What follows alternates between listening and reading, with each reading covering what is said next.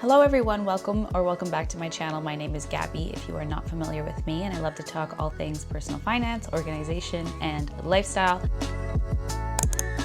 Today's video is going to be a discussion around something called lifestyle inflation. It's something that I've been thinking about a lot recently. I wanted to dive a little deeper into this topic. I wanted to go through exactly what lifestyle inflation is, why financial experts suggest against it, and also my personal thoughts on lifestyle inflation and when it could be a good thing, when lifestyle inflation isn't as bad as it's always made out to be. I also want to, at the end, go through some of my budgets over the last couple of years. I wanted to pull up some numbers from my previous budgets just to see how much I've inflated my lifestyle over the last little bit, especially because in the last 6, 8, 12 months, I've been making more money from my side hustle income. So therefore I have a lot more money every single month to potentially spend. I think this is going to be a great exercise. I'm reflecting on my personal lifestyle inflation. This might be eye-opening, honestly. I think this will be informative, but also a little fun. I can poke some fun at myself as well. Okay, so what is lifestyle inflation? You've probably heard this term here and there. You might have also heard of lifestyle creep. I think it's interchangeable. Lifestyle inflation or lifestyle creep is basically when a person's expenses will inflate or go up over the time as their income goes up. So this might look like upgrading your apartment, upgrading your car, leasing new vehicles, getting new gadgets, new phones. You might start dining out more. Maybe your career has popped off and you're making more income, so you have a lot less time to prepare food. You're eating out every single meal. You're getting Uber Eats and all that good stuff. You might be shopping more. You might think that you can move up to luxury items instead of everyday items. And slowly over time, you're basically taking that additional income you're making and you're spending it to the point where you're not actually saving or investing any more than the average person. And actually in America, in recent reports, 49% of Americans making over 6 figures claim that they are living paycheck to paycheck. So this is self-reported, so obviously this might not be a completely accurate statistic, but it is kind of alarming knowing that people making over $100,000 a year are still living paycheck to paycheck,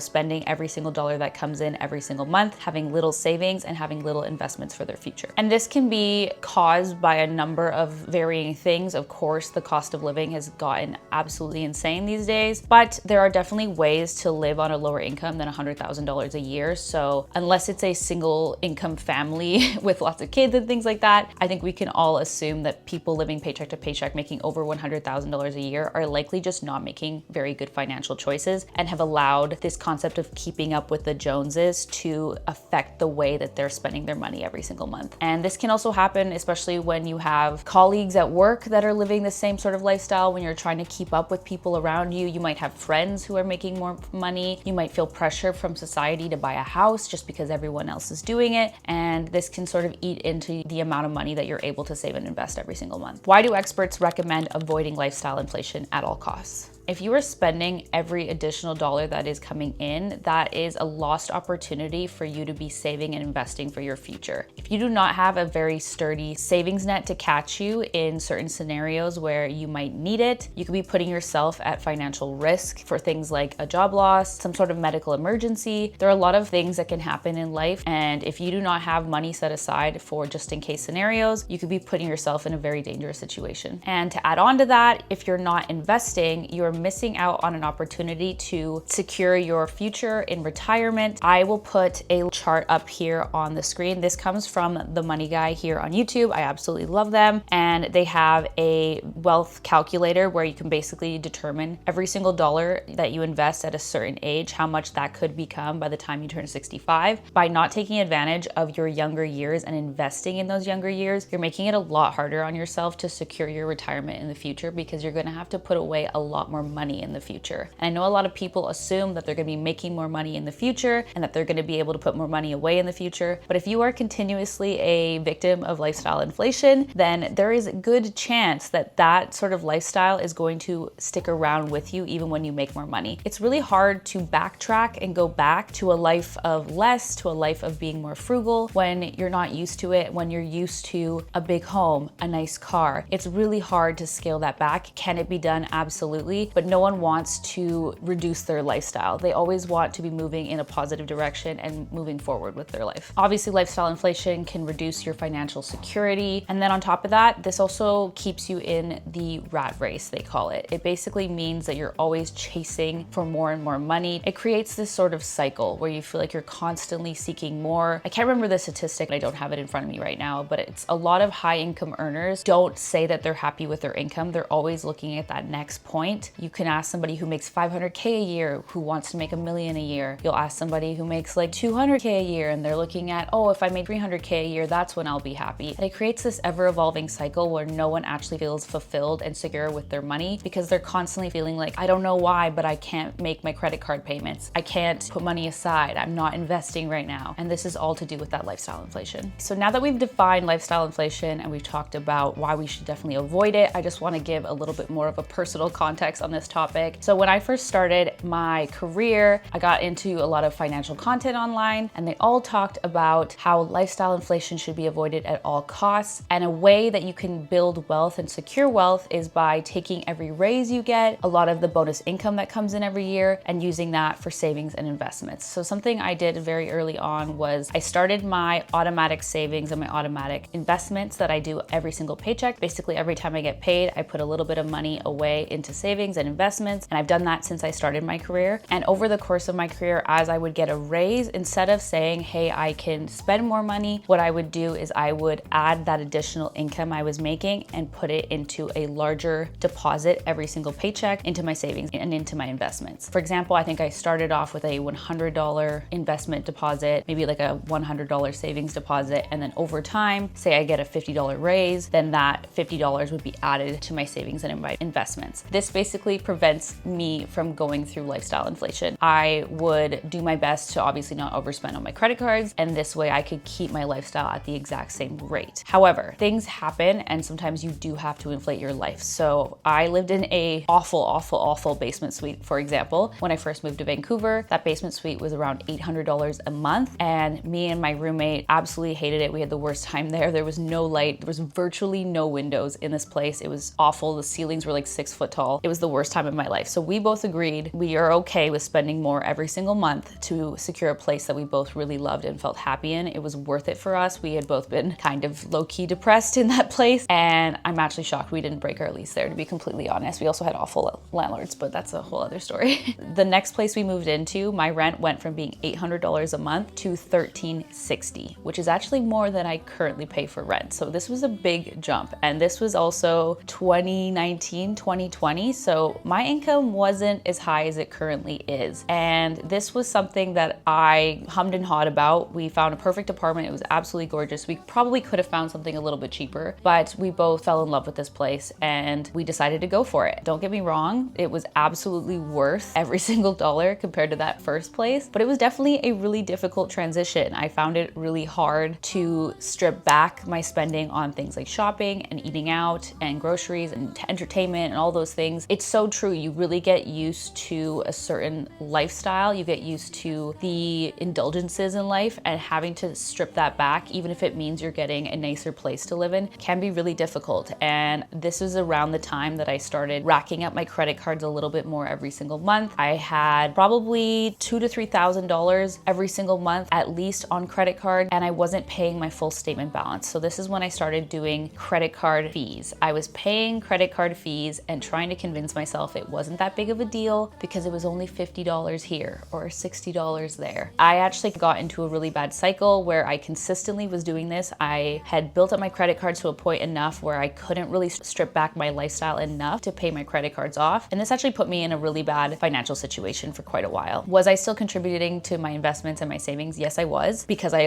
refused to turn those off. I knew that those were so important, but you could also argue I was probably losing more money by paying the interest on those credit cards at that time. And it was also really hard to get out of that scenario. I kind of had to wait for situations where additional income was coming in. Like I think I had to sell a bunch of stuff. I would wait for my tax return and then promise myself I wasn't gonna do it again, but it kind of just kept creeping up and up and up. You could probably argue that my rent at this time was outside of the realm of what I was actually comfortable spending, probably should have been spending. It's kind of a classic tale of the lifestyle inflation, especially because I felt like having a nicer apartment apartment would make me feel like more of an adult, more worthy of like the person I wanted to be. And yeah, there's like a lot of societal pressures with the external and what you put out. It was in 2020 when I started a side hustle. I delivered groceries for Instacart during the pandemic. And this is when I really started to feel a lot more secure with my finances, even though I had that same rent amount, because I was able to bring in additional income. If you currently find yourself in a scenario where you have high fixed expenses, you already signed the lease on your car, you're already renting the apartment, something I can recommend is definitely trying to find ways to make additional income. It can be that little bit of help that can help you realign your finances and start to get into a scenario where you're able to put money away. And definitely what I also could have done is stopped the investments and stopped the savings, paid off the credit cards, and then built those back up. I was always just worried that if I turned them off, that I wouldn't turn them back on again. So now I want to sort of flip it around and talk about why I have recently questioned my lifestyle, why I do think I am experiencing lifestyle creep, and why I don't think it's the worst thing ever. Why I actually think that lifestyle creep is good in some scenarios. So let's walk through that. As you guys may know, I have made a good amount of additional income by doing my side hustles over this last year and a bit. I have built up my YouTube audience so that I'm consistently getting paid every single month on YouTube. I also have digital products I sell on Etsy and Gumroad that have done very, very well, that do bring me in consistent side hustle income. And so one thing I was really trying not to do was inflate my lifestyle just because that income was coming in. And I fought really hard with it for a long time. Did I have months where I overspent beyond what I normally would ever spend? Absolutely. I was still spending more, but I had a lot of shame around it. And I was kind of beating myself up a lot at the end of 2024 on my inflated spending, on feeling like I should stay below certain numbers that I've made up in my head of spending every month. And to an extent, I do wrestle with this still because I don't want to overconsume, especially in this culture of overconsumption. I regularly have to check in with myself of like not giving in to every need and want of just buying things that make me feel happy for that dopamine hit. I'm constantly trying to question whether this item is actually going to bring me any sort of additional joy.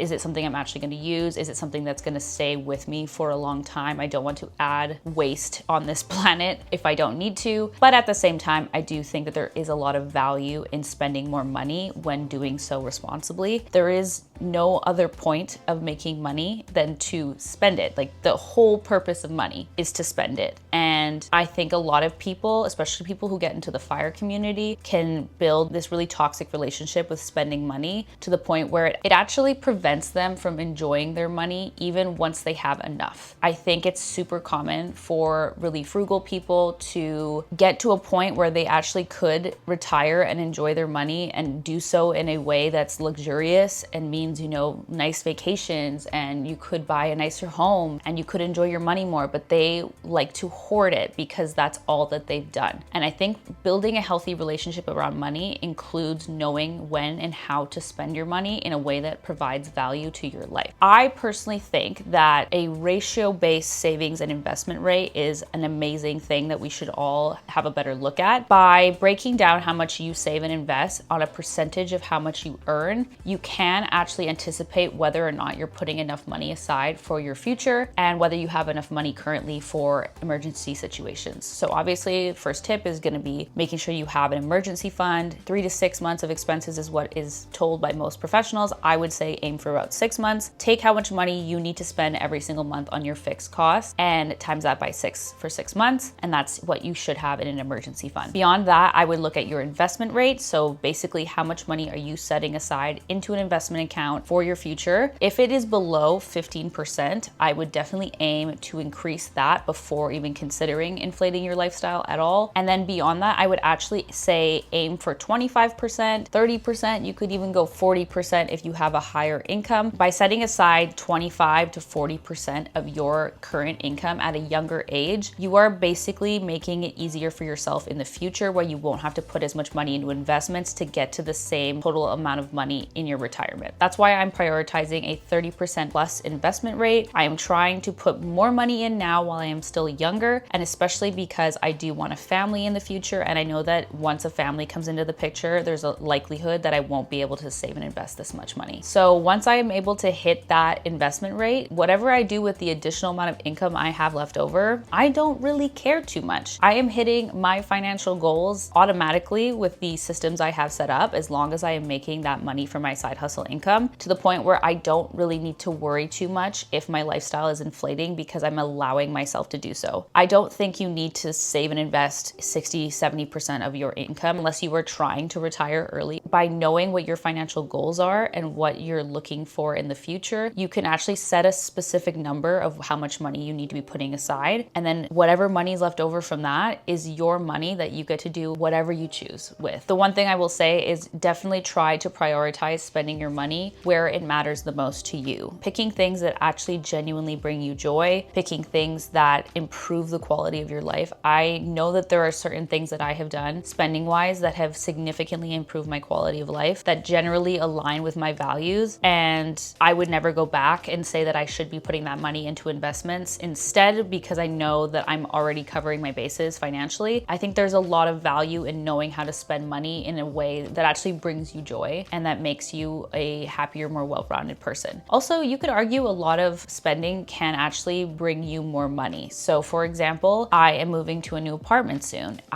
When looking at new apartments, was thinking I need to make sure that these apartments align with the filming content sort of side hustle that I am currently doing online. You know, I want to make sure there's good lighting. I want to make sure it's a beautiful place, that it looks clean and nice, and that I have everything I need to do this side hustle. If I all of a sudden wanted to lower my expenses and spend a lot less, that might mean getting a roommate or something, which would make it really hard for me to film content. So there's many scenarios where spending more money every single month can actually be a plus and a pro to earning and making more money for yourself as well. As promised, I want to go through some of my older budgets so we can review exactly how much money I have been spending over the years, and we can have some thoughts on how I feel about that amount going up over time. Okay, so first I just wanted to run through exactly how much I have been spending on a monthly basis so that we can have a look at like what my current stats are. So having a look at May of 2025, I spent on bills and expenses $42.94. In April, I spent $47.29. In March, I spent $47.91. In February, I spent $48.70. So you can see that I'm hovering around anywhere from like $4,600 to $4,900 typically every single month on my expenses and my bills. Everything I'm spending my money on outside of savings and investments. So let's have a look at June of 2022. So I found this budget from June of 2022. You're gonna have to disregard the budget.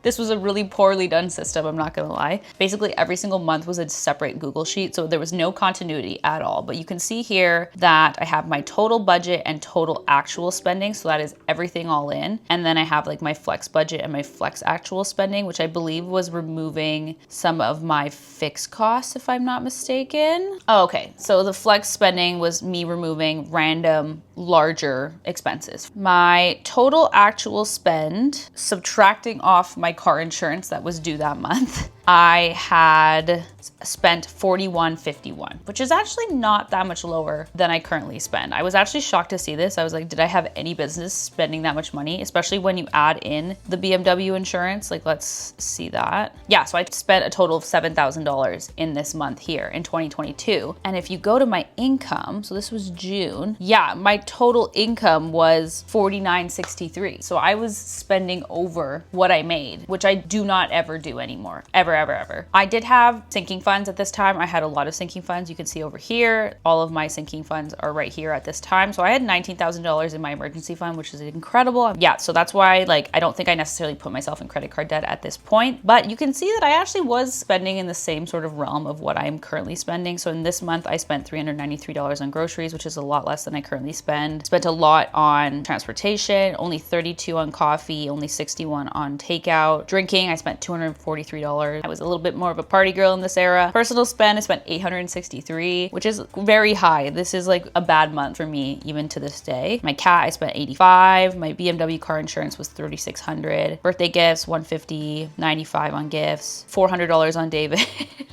and I had a bachelorette that I went to. So that is a little bit outside of the normal what I would do in a month, but definitely an expensive month here in 2022. Okay, so I thought we would look at another month in 2022. So this is October of 2022. And once again, I spent $4,700 in October of 2022. My income was a little bit higher at $5,620. And let's break down exactly how much that was. So I spent $234 on groceries, super low. This never happens anymore. $450 on like transportation, $47 on coffee. Restaurants, I spent $140. Drinking, I spent $120. Personal spend, I spent $945. My cat, I spent $200. I bought the iRestore helmet here. So this is actually a hair loss device. And I do remember this month I was having an absolute panic about my hair loss. That is likely why the spending is so high here. And then I spent $181 on gifts as well. So these two examples so far, I don't think I have had lifestyle inflation. I think I've had a coming to reason compared to this when my income was so much lower. Let's pull out another one from 2022. I'm trying to find a month where maybe I was a little bit more responsible because this is crazy. Okay, so I found August of 2022 here. So my income for August was $47.39. And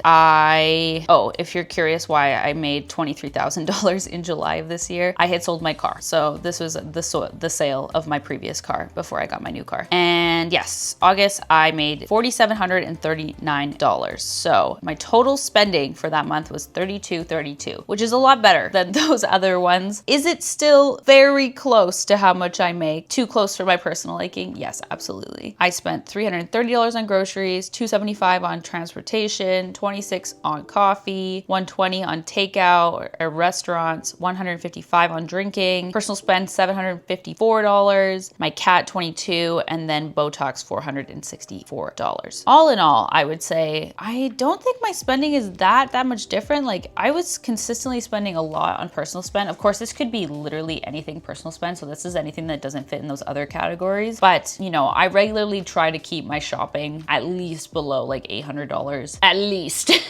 And then most month I like to aim closer to like below 300, that sort of thing. So I do think I was treating myself a lot more in this time frame, a lot more than I probably should have been. And I am happy to say that I have sort of kept my spending within a realm of what it used to be while still making more income compared to 2022 at least. But let's have a look at 2023. I think I got a lot more into personal finance in these years and trying to keep an eye on my finances. So I will see if that is true.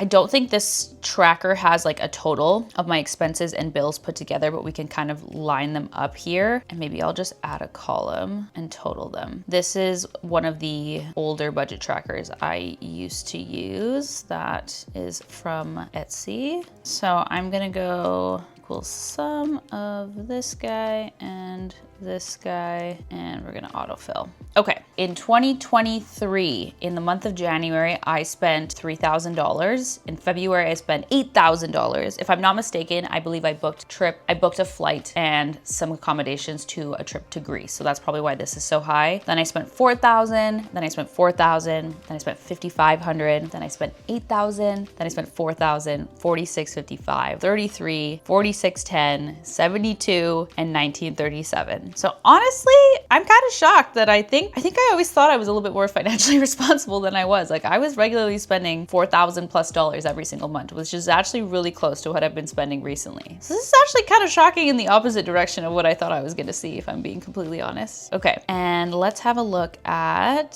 2024. Of course, this is my 2024 budget tracker, which is still available. It is the green version. If you go to the link in my description box, you can purchase this one. There's also a 2025 version, which I will show again in a moment. So let's total up annual expenses and income together like we just did. So January of 2024, I spent $4,100. Then February, I spent $43. March, I spent $42. April, I spent $41. May, I spent $57. June, I spent $11,000. July, I spent $5,600. August, I spent $5,000. September, I spent $3,700. October, I spent $12,000. That was when I went to Italy. November, I spent $7,900. December, I spent $2,600. I think on regular months where I didn't have anything random happening, I was sort of hovering around that lower $4,000 mark, but I also had lots of months with over $5,000. And then of course, those other, other months that have 12,000, 11,000, that sort of thing. This is actually kind of shocking. I really thought that I have been spending a lot more recently, and I thought I was gonna have to kind of come on here and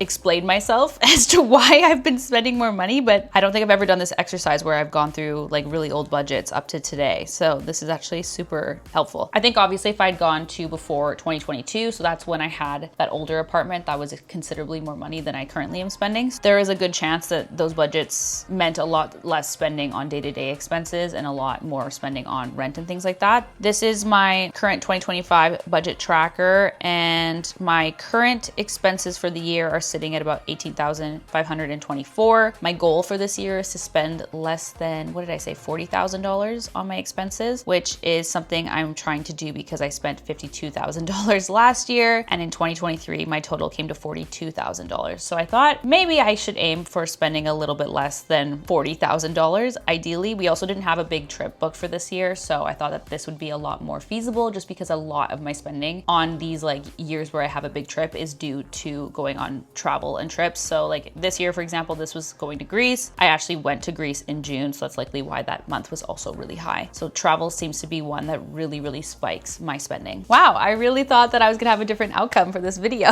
I'm kind of shocked. I think this is a really good exercise to go through. This is why I love budgeting. The data is so helpful in guiding your decisions, and one thing I've really worked on in 2025 is having a lot less financial guilt. I know I'm covering my bases. I know I'm covering the goals that I have for my financial future, and I'm really trying to stop comparing the numbers I spend every single month to a lot of the other budgets I see online. There's so many things that factor into why somebody spends differently than you, and I think it's important to remember that. And even if you see my budgets and you think that I probably spend a shitload of money, or maybe you think that I spend responsibly, it's important not to compare yourself to those budgets and to work with your own numbers and compare yourself to yourself, because that is the actual value of these budgets. I highly recommend each of you go through this exercise if you have that sort of budgeting data. And if you're curious about the budget trackers that I showed here today, as I mentioned, they are linked in the description box down below. It's a great way for you to track your finances over time. I highly recommend it. Budgeting completely changed my financial situation, and I hope you guys enjoyed this one. Let me know if you guys have experienced lifestyle creep. Is it something you're constantly trying to nip in the butt? Is it something that you sort of have allowed yourself to do over time, maybe as you made more money? Let me know. I'm very curious, and I will see you guys in the next one. Bye.